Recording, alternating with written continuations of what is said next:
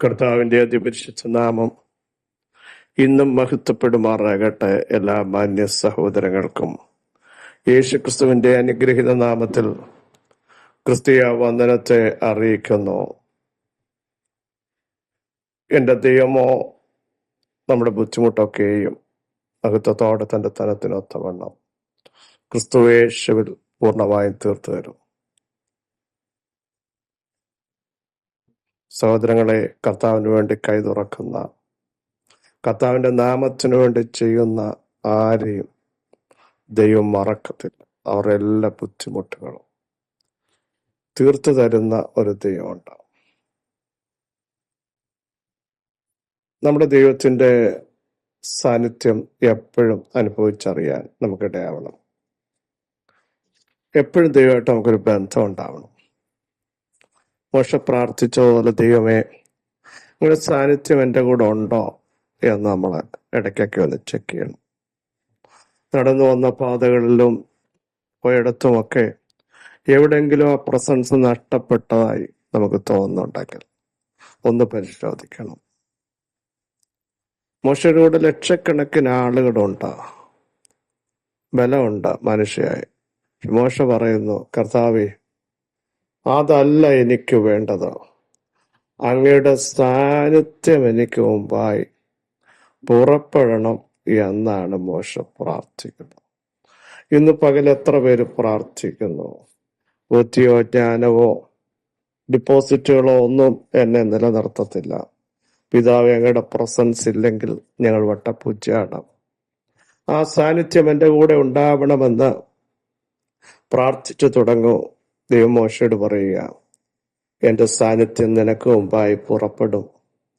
മാത്രമല്ല, ഞാൻ നിനക്ക് സ്വസ്ഥത നൽകും. സഹോദരങ്ങളെ, അവിടെ ഒരു കൺഫർമേഷൻ ദൈവം നൽകിയ സാന്നിധ്യം ഉണ്ട്. നമ്മുടെ ഇടയ്ക്ക് അങ്ങനെയൊക്കെ ഒന്ന് ദൈവത്തോട് ചോദിക്കും. കർത്താവേ, പ്രാർത്ഥിക്കുന്നുണ്ട്, ആരാധിക്കുന്നുണ്ട്, ദശാംശം കൊടുക്കുന്നുണ്ട്, പള്ളി വരുന്നുണ്ട്, പക്ഷെ എൻ്റെ കൂടെ അങ്ങയുടെ പ്രസൻസ് എൻ്റെ കുടുംബത്തിനകത്തുണ്ടോ? എനിക്കതൊന്ന് അറിയണം. അതിനുവേണ്ടി ഒന്ന് മുട്ടുമടക്കാൻ നമ്മളൊന്ന് തയ്യാറാവണം. അല്പസമയം അതിനുവേണ്ടി ഒന്ന് നമുക്ക് വിനിയോഗിക്കാം. ഒടുവിൽ കർത്താവിലും അവിടുത്തെ അമിത ബലത്തിനും ശക്തിപ്പെടാൻ ദൈവം നമ്മെ എല്ലാം ഇടയാക്കട്ടെ എന്ന് പ്രാർത്ഥിക്കും. ഈ കാലഘട്ടത്തിൽ നിൽക്കണമെങ്കിൽ അമിത ബലം, അത്യന്ത ശക്തി, അളവറ്റ വലുപ്പം നമുക്ക് ആവശ്യമാണ്. ദുർദിവസങ്ങൾ വരുന്നു, ദുർഘട സമയങ്ങൾ വരുന്നു. മാനുഷിക ബലം കൊണ്ട്, ശക്തി കൊണ്ട്, ആവർത്തിച്ച് പറയുന്നു, ബാങ്ക് ഡിപ്പോസിറ്റ് കൊണ്ട് ഒന്നും പിടിച്ചു നിൽക്കാൻ പറ്റുന്ന ദിവസങ്ങളല്ല ഇനി വരാൻ പോകുന്നത്. അവിടെ ഒരു അമിത ബലം, ആത്യന്ത ശക്തി നമ്മുടെ അകത്ത് വ്യാപരിക്കാൻ നമുക്ക് ദൈവത്തോട് അപേക്ഷിക്കാം. ഒരമിത ബലം. ഒന്ന് പ്രാർത്ഥി, കർത്താവേ, ഈ അത്യന്ത ശക്തിയാൽ, അത്യുന്നത ശക്തിയാൽ ഞങ്ങളെ ഒന്ന് നിറയ്ക്കണമേ. മുൻപോട്ട് പോകണമെങ്കിൽ, സകലത്തെയും ജയിക്കണമെങ്കിൽ, പിടിച്ചു നിൽക്കണമെങ്കിൽ ഈ ശക്തി ഉണ്ടെങ്കിലേ പറ്റുകയുള്ളൂ. അതാണ് പറയുന്നത്, ഒടുവിൽ കർത്താവിലും അവിടുത്തെ അമിത ബലത്തിലും ശക്തിപ്പെടുകയും. അതിനുവേണ്ടി നമുക്ക് കാത്തിരിക്കാം. ആത്മശക്തി നമ്മുടെ തലമുറകളുടെ മേൽ വരട്ടെ. വചനത്തിന്റെ ശക്തിയാൽ ദൈവം നമ്മെ നിറയ്ക്കട്ടെ. നമുക്കൊന്ന് ഏൽപ്പിച്ചു കൊടുക്കാമോ? എൻ്റെ നീതിമാൻ വിശ്വാസത്താൽ ജീവിക്കുമെന്ന് ആവർത്തിച്ച് നമുക്ക് പ്രഖ്യാപനം ചെയ്യാം. പിന്മാറുന്ന കൂട്ടത്തിലല്ല നമ്മൾ, വിശ്വസിച്ച് ജീവരക്ഷ പ്രാപിക്കുന്നവരുടെ കൂട്ടത്തിലാകയാൽ ധൈര്യത്തോടെ നമുക്ക് സ്റ്റെപ്പ് എടുക്കാം. എൻ്റെ നീതിമാൻ വിശ്വാസത്താൽ ജീവിക്കും. വിശ്വാസത്തിന്റെ നായകനും പൂർത്തി വരുത്തുന്നവനുമായ കർത്താവിനെ നോക്കിക്കൊണ്ട് പ്രവാസകാലം ഭയത്തോടെ കഴിപ്പാൻ നമുക്കിടയാവണം. ഈ ദൈവം ഉന്നതനായ ദൈവം, ഈ ദൈവം ഉയർന്നിരിക്കുന്ന ദൈവം, ഈ ദൈവം മരണത്തെ ജയിച്ചവൻ, ഈ കർത്താവ് മരണത്തിൻ്റെയും പാതാളത്തിൻ്റെയും താക്കോൽ കൈവശമുള്ളവൻ, വിളിച്ചു വരുത്തുന്നവൻ, നിർമ്മിക്കുന്നവൻ. അവിടുത്തെ കഴിയാത്ത ഒരു കാര്യമില്ല സഹോദരങ്ങളെ. അതൊരു ഹൃദയത്തിനകത്ത് ഉറപ്പാക്കണം. കർത്താവിന് കഴിയാത്ത ഒരു കാര്യമില്ല. നമുക്ക് കഴിയാത്തത് എൻ്റെ കർത്താവിന് കഴിയുമെന്ന് ഇന്ന് പ്രഭാതത്തിൽ ഒരു ഉറപ്പ് നമ്മുടെ അകത്ത് വ്യാപരിക്കട്ടെ. കർത്താവിന് കഴിയും, കർത്താവിന് കഴിയും, കർത്താവിന് കഴിയും. 38-ാം സങ്കീർത്തനം 15-ാം വാക്യം. യഹോവേ, നിന്നിൽ ഞാൻ പ്രത്യാശ വച്ചിരിക്കുന്നു.